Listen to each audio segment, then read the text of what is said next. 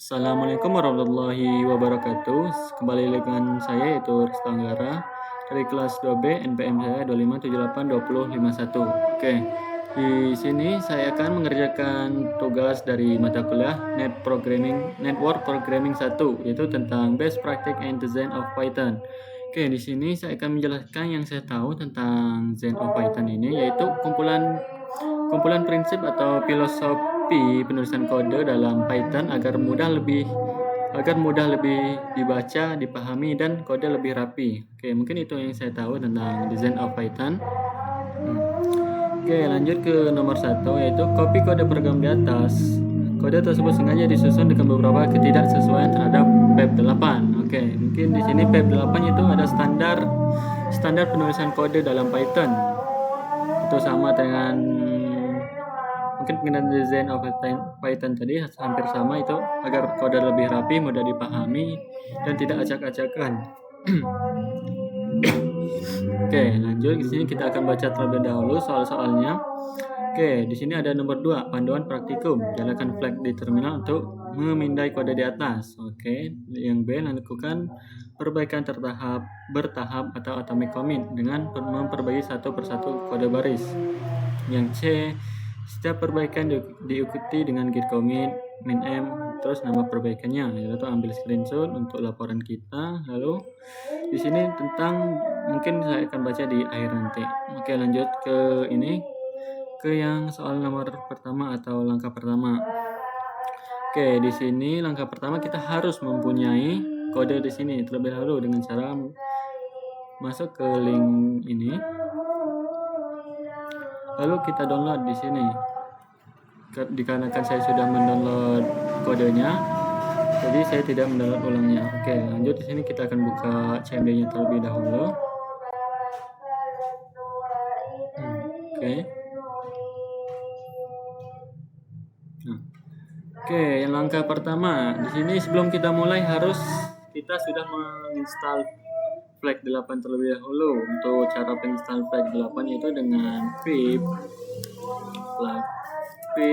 install flag 8. Oke, seperti ini untuk cara penginstalan flag 8 dalam laptop saya. Oke, dikarenakan saya sudah menginstal flag 8, mungkin saya tidak akan menginstal ulangnya.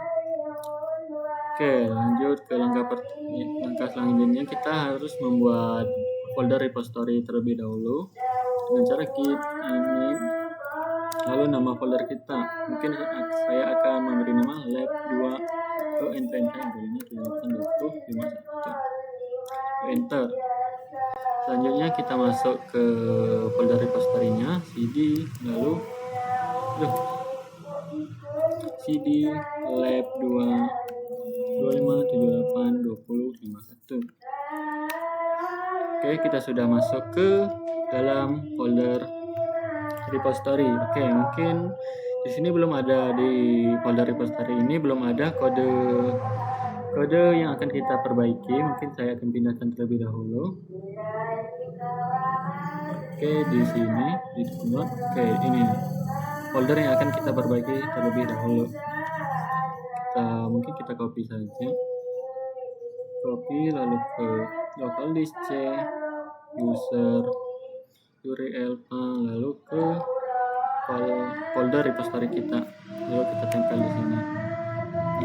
Oke, selanjutnya kita akan menjalankan flag 8, melihat perbaikan apa saja yang akan kita perbaiki dengan cara flag 8 lalu nama kodenya. Di sini nama kodenya itu kode set2.py. Lalu kita enter, kita tunggu. Nah, di sini terlihat untuk beberapa yang akan kita perbaiki ada 1, 2, 3, 4, 5 perbaikan di sini. Yang pertama itu ada nama file kita, lalu di sini ada barisnya dan kolom. Di angka pertama itu menunjukkan baris dan angka kedua menunjukkan kolom. Berarti di permasalahan yang pertama itu di baris kedua di kolom ke-9, lalu yang tulisan merah yaitu kode kesalahan. Lalu di sini menjelaskan apa yang menjadi kesalahannya. Oke. Di sini kita akan memperbaiki kesalahan nomor 1 terlebih dahulu. kita akan membuka kodenya terlebih dahulu. Kita buka sebentar, ini menjadi ke Sublime Text agar lebih mudah. Open with mana sih? Nah, ini Sublime Text. Oke. Choose once. Oke, kodenya sudah terbuka.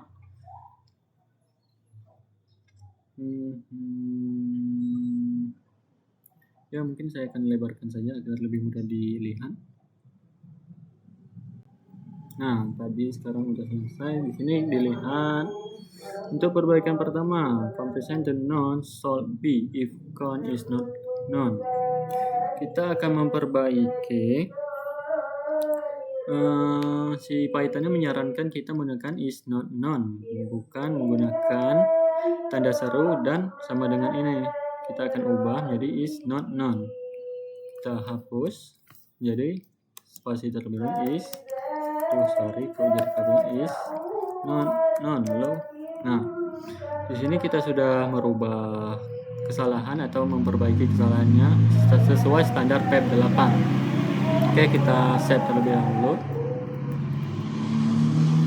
Lalu di sini kita diperintah tadi untuk git commit setiap melakukan perubahan atau memperbaiki kesalahan sesuai standar PEP 8. Oke, kita pertama git add. Git add. Itu nama kodenya. Oke, ini warning tidak, artinya mungkin setelah saya telusuri warning ini tidak ada masalah atau hanya ya peringatan semata doang. Login, commit, lalu perbaikan. Mungkin saya akan kasih perbaikan. Untuk perbaikannya itu mengubah atau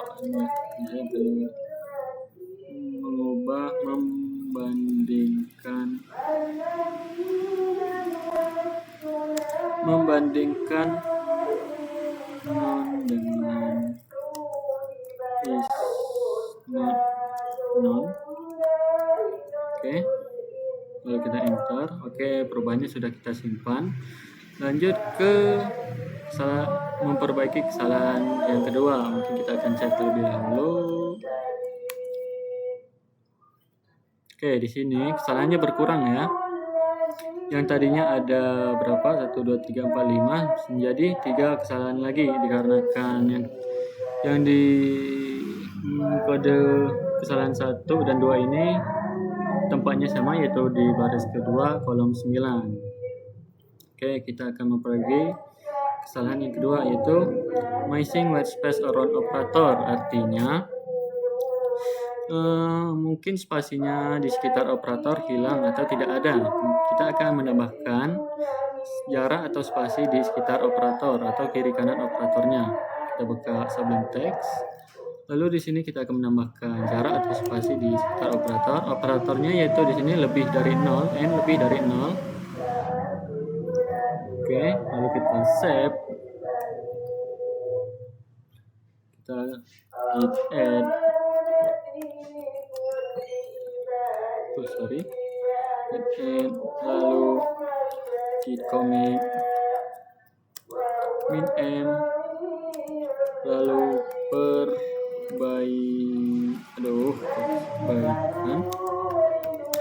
Untuk perbaikan mungkin saya akan memberi nama perbaikannya, memberi spasi atau jarak di sekitar operator.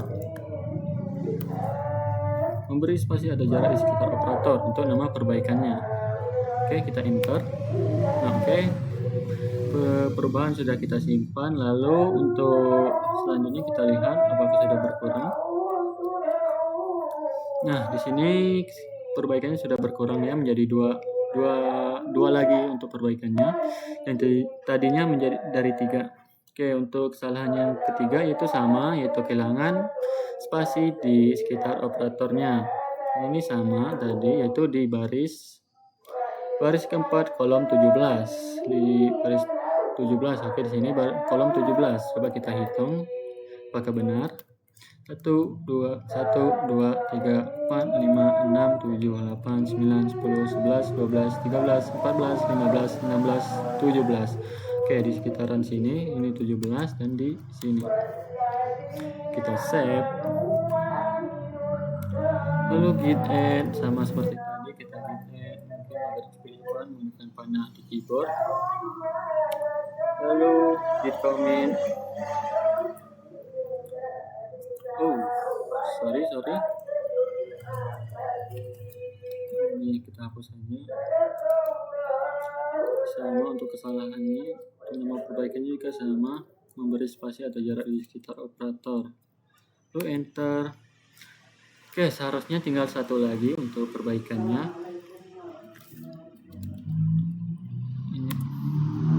Nah, ya benar, untuk perbaikan selanjutnya pada baris ke-8 di kolom 1, yaitu expected to blank line after class or function definition font 1.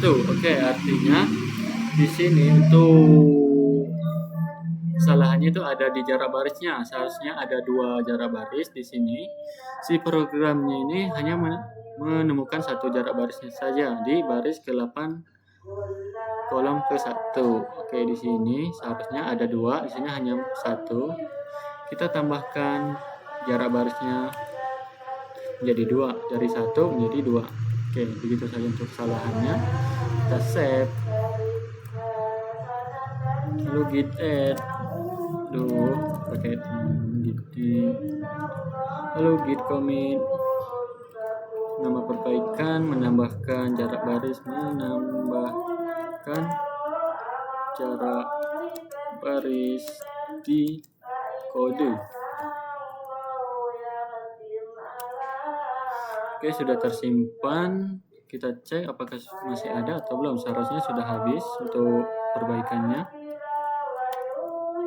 Nah, kalau sudah tidak ada muncul seperti tadi, yang seperti kode set terus 417 ini, artinya di sini kita sudah menyelesaikan perbaikan sesuai standar PEP8.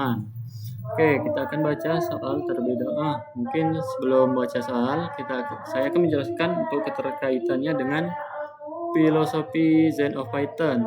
Oke, di sini yang saya cari, saya mendapatkan 2 prinsip atau filosofi Zen of Python. Oke, yang pertama yaitu ada di kesalahan nomor 1, yaitu compression to known shall be if is not known. Ini yaitu dengan keterkaitan dengan implicit, explicit is better than implicit, yaitu tentang jelas lebih baik yang jelas lebih baik daripada ambigu atau tidak jelas, yaitu implicit.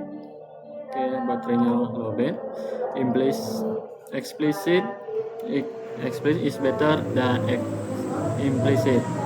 Oke, yang kedua yaitu ada di sini yang saya tahu, yang saya cari atau search menggunakan AI, yaitu di perbaikan kedua sampai akhir, yaitu keterkaitan dengan readability code, yang artinya kode yang rapi dan jelas lebih baik, lebih mudah dipahami. Itu kode yang lebih rapi dan mudah dipahami, readability code. Oke, mungkin cuma 2 itu yang saya tahu tentang keterkaitan dengan filosofi Zen of Python. Oke, lanjut kita akan baca soalnya terlebih dahulu. Nanti kita besarkan juga. Oke, di E.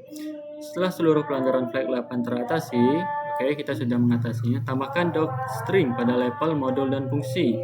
Oke, docstring ini yang saya tahu yaitu mendokumentasi atau menjelaskan tujuan program kita ke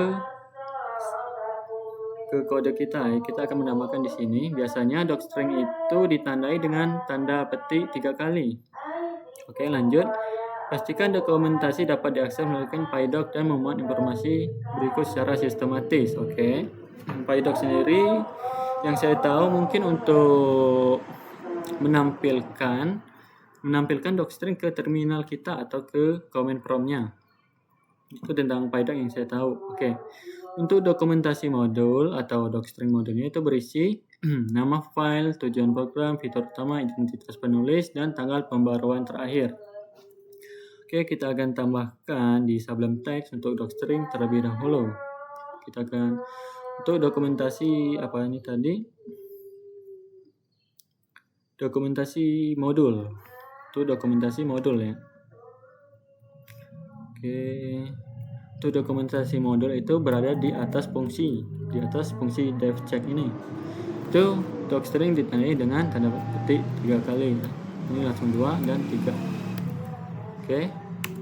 Lalu di sini tadi di perintah kita mungkin buat seperti ini agar lebih mudah dibaca.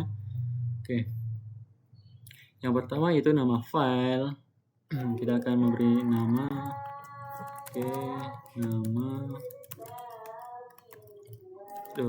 nama file. Ya, nama filenya itu di sini di atas kode set2.py. Kode set2.py. Itu untuk nama file. Yang kedua itu tujuan program. Tujuan. Oke, untuk tujuan programnya yaitu memeriksa apakah sebuah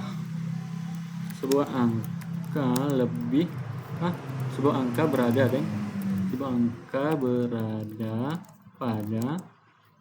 pada rentang 1 sampai 99 untuk tujuan programnya. Oke, yang ketiga untuk docstringnya. Oke, kita fitur utama atau fitur utama program kita. Fitur utama. Lalu di sini mungkin saya akan menambahkan 3 fitur utama, yaitu memeriksa apakah nilai tidak non. Yang kedua, memeriksa apakah nilai tidak lebih besar dari 0.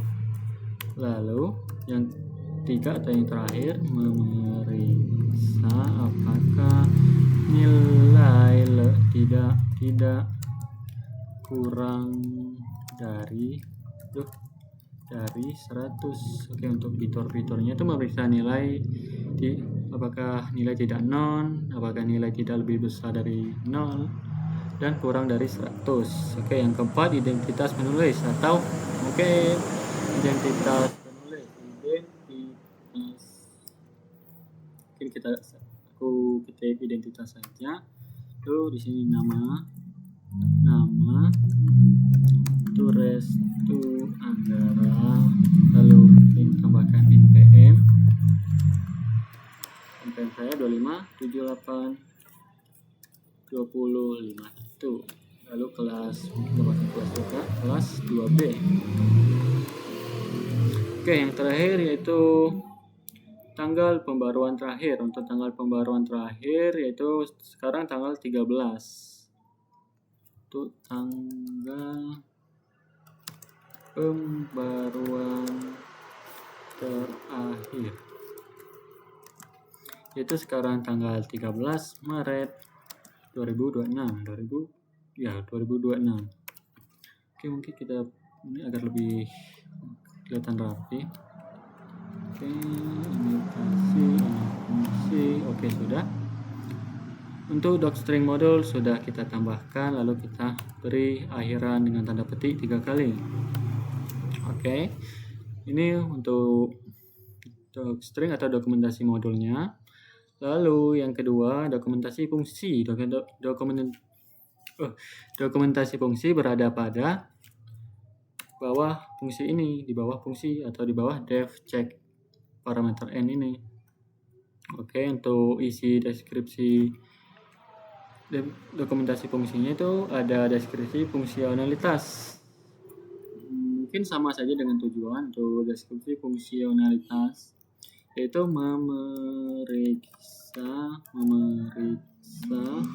apakah sebuah angka berada pada tentang 1 sampai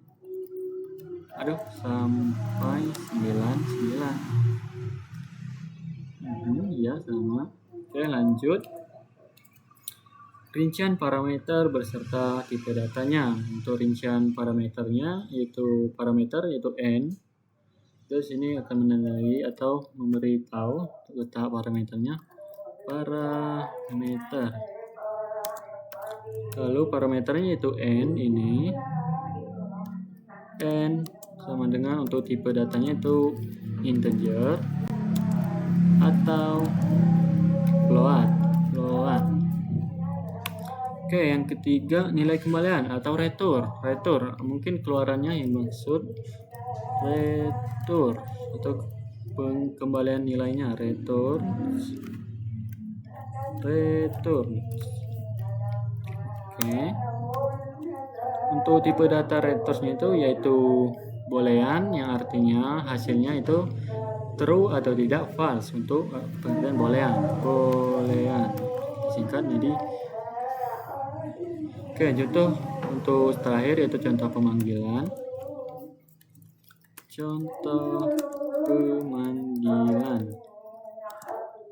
Contohnya misal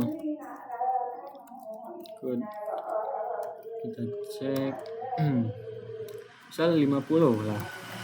50 lalu pasti dia akan membuat kembaliannya atau keluarannya itu menjadi true. Karena kenapa menjadi true? Karena di sini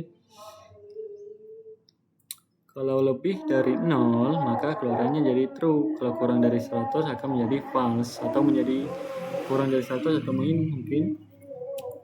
Lalu di sini cek, kita bikin contoh jika kurang dari 100 mungkin min 5, keluarannya akan menjadi false karena kurang dari 100. Ini pengembaliannya yang jadi false. Oke. Untuk dokumentasi fungsi sudah selesai, kita akhiri dengan tanda petik 3 kali. Oke. Di sini kita lupa memberi tanda docstringnya. Oke, sini sudah selesai untuk dokumentasi fungsinya. Lanjut, di sini tadi kalau tidak salah ya, di sini dokumentasi dapat diakses melalui PyDots dan memuat informasi berikut secara sistematis. Artinya kita akan melakukan perintah PyDot di terminal yang akan memuat semua dokumentasi yang kita sudah buat di Sublime Text-nya. Oke, kita Ctrl S. Oke, ini sudah Ctrl S sepertinya. Oke, kita akan membuka terminalnya. Oke, untuk perintah PyDot-nya sendiri yaitu Python -m lalu PyDot lalu nama file kita. Oke, di sini untuk nama file kita tidak perlu menggunakan .py atau tipenya. Di sini kita hapus sampai dotnya. Lalu kita enter. Nah, di sini sudah terlihat untuk dokumentasi yang kita buat terlihat di terminal atau menampilkan docstring atau dokumentasi yang kita buat. Di sini ada nama file, kita lihat di sini dan kita membandingkannya terlebih dahulu dari kode. Oke. Di sini kurang lebih sama untuk deskripsi, yaitu nama file sama dengan tujuan juga kurang lebih sama sampai dokumentasi modulnya. Dan di sini untuk dokumentasi fungsinya, di sini function check in memeriksa apakah sebuah angka berada di 1 sampai 99. Oke, sama. Contoh pemanggilan ya hampir sama untuk di dokumentasi, ya sama lah kalau bisa dibilang sama.